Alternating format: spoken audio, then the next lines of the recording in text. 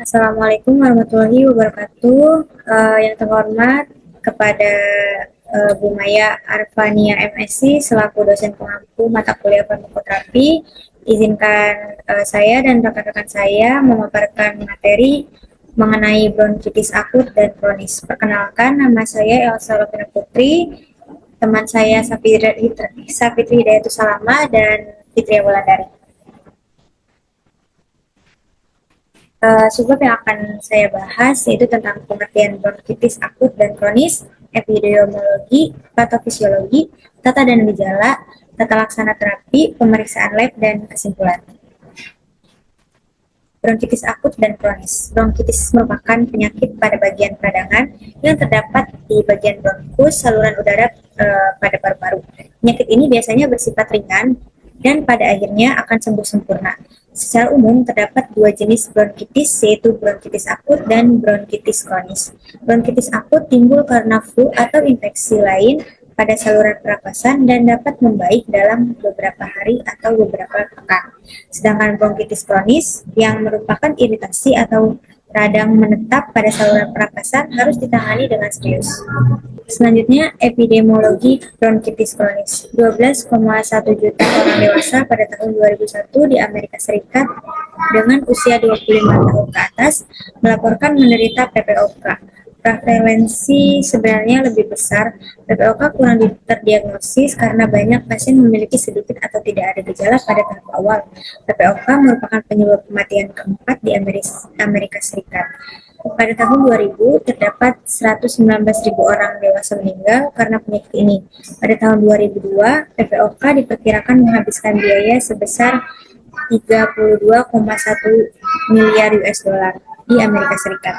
Dengan biaya medis langsung mencapai 18 miliar US dollar dari total biaya.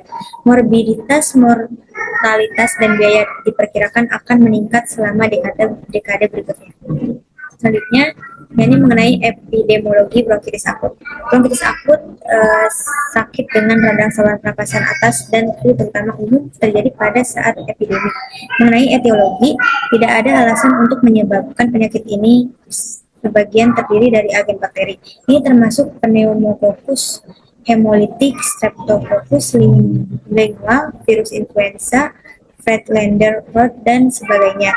Pendinginan terhadap penyebab yang menjadi predisposisi terhadap perkembangan penyakit, penyalahgunaan alkohol, merokok tembakau, beberapa zat kimia termasuk keracunan kronis di saluran pernapasan atas adanya fokus infeksi, sinusitis gaimmoritis.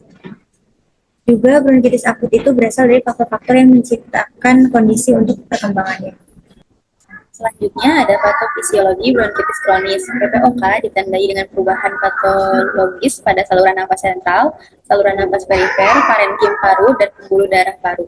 Peradangan kronis di paru akibat paparan berulang terhadap partikel dan gas berbahaya merupakan penyebab utama perubahan ini. Ketidakseimbangan antara proteinase dan antiproteinase di paru dan stres oksidatif juga dianggap penting dalam patogenesis PPOK.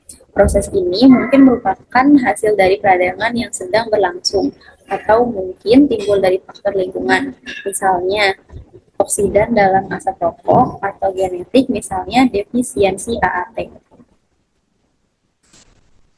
Kemudian ada patofisiologi bronkitis akut. Patofisiologinya melibatkan invasi bakteri yang menyebabkan peradangan bronkial dan gangguan pernapasan. Secara klinis, penyakit ini bermanifestasi dengan gejala seperti batuk kering, nyeri dada, dan suhu tinggi dengan tanda-tanda khas pada auskultatif dan perkusi. Diagnosa terutama bersifat klinis dilengkapi dengan pemeriksaan sinar X untuk membedakannya dari pneumonia. Pendekatan pengobatan mencakup strategi etiologi, simptomatik, dan patogenetik. Dengan kasus ringan yang ditangani di rumah dan kasus berat yang memerlukan rawat inap dan terapi antibiotik. Yang terpenting, metode fisioterapi memainkan peran penting dalam mencegah transisi bronkitis akut menjadi bronkitis kronis. Kebersihan lingkungan, menghindari rokok dan alkohol, olahraga teratur berkontribusi signifikan terhadap pencegahan.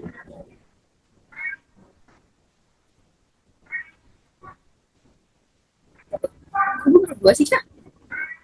Berarti tanda gejala masuk dong sama gue. Ya, satu tanda gejala. Satu yang kronis, satu lagi yang akut sebenarnya. Oh, gue 4 jadinya. Gue 4. Gua tapi terakhir 3. Oke. Kemudian ada tanda dan gejala bronkitis kronis.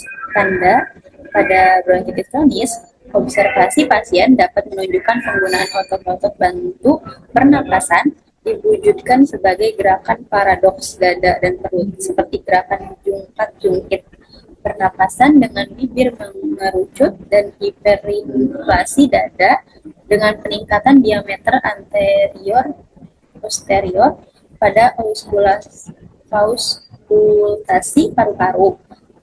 Pasien mungkin memiliki suara napas jauh pada PPOK stadium lanjut. Tanda-tanda hipoksemia dapat meliputi takikardia, cyanosis, dan tanda-tanda orpulmonal meliputi peningkatan komponen pulmonal pada bunyi jantung kedua, distensi vena jugularis atau VD, edema ekstremitas bawah, dan hepatomegali. Gejalanya, gejala awal meliputi batuk kronis berlangsung lebih dari 3 bulan yang mungkin terjadi secara berkala pada awalnya. Produksi sputum kronis dan dyspnea saat beraktivitas seiring perkembangan PPOK, timbul dyspnea saat istirahat dan kemampuan melakukan aktivitas sehari-hari menurun. Kemudian tanda dan gejala pada bronkitis akut. Tandanya itu bronkitis akut adalah penyakit pernapasan menular. Umumnya disebabkan oleh virus yang berlangsung selama 1-3 minggu dan terjadi pada orang dewasa sehat. Terus kemudian pada gejalanya, batuk sebagai gejala utama disertai produksi dahak. Bronkitis akut seringkali disertai gejala saluran pernapasan bagian atas dan keluhan konstitusional seperti kelelahan dan nyeri tubuh. Selanjutnya ada tata laksana terapi. Penata laksanaan secara umum pasien bronkitis adalah yang pertama pemulihan kebutuhan oksigen, kedua perbanyak minum air putih, ketiga pemberian nebulizer, bronkofilator, dan kortikosteroid. Yang keempat melakukan perubahan posisi. Yang kelima edukasi untuk berhenti merokok atau menghindari menghirup banyak polutan. Yang keenam melakukan aktivitas fisik seperti berjalan kaki, bersepeda, atau berenang. Fisioterapi untuk membantu mengeluarkan sekret vitamin D dianjurkan untuk pasien bronkitis karena terdapat korelasi langsung antara kadar vitamin D dengan fungsi paru-paru. Keparahan dan progresivitas COPD, studi juga menunjukkan bahwa suplementasi vitamin D dapat memberikan manfaat terutama pada pasien dengan kadar vitamin D yang rendah. Selanjutnya, di sini adalah pemeriksaan lab. Bronkitis dapat disebabkan oleh paparan infeksi maupun infeksi. Apabila terjadi iritasi, maka akan muncul inflamasi yang mengakibatkan vasodilatasi, kongesti, edema, mukosa, dan bronkospasme. Hal tersebut dapat menyebabkan aliran udara menjadi tersumbat sehingga paru mengalami peningkatan serta kerusakan dan cenderung lebih mudah terjangkit infeksi. Pemeriksaan laboratorium hemoglobin dan hematokrit meningkat pada polisitemia sekunder. Bronkoskopi berhubungan dengan keluasan dan keparahan inflamasi mukosa dan tingkat hipersekresi mukus.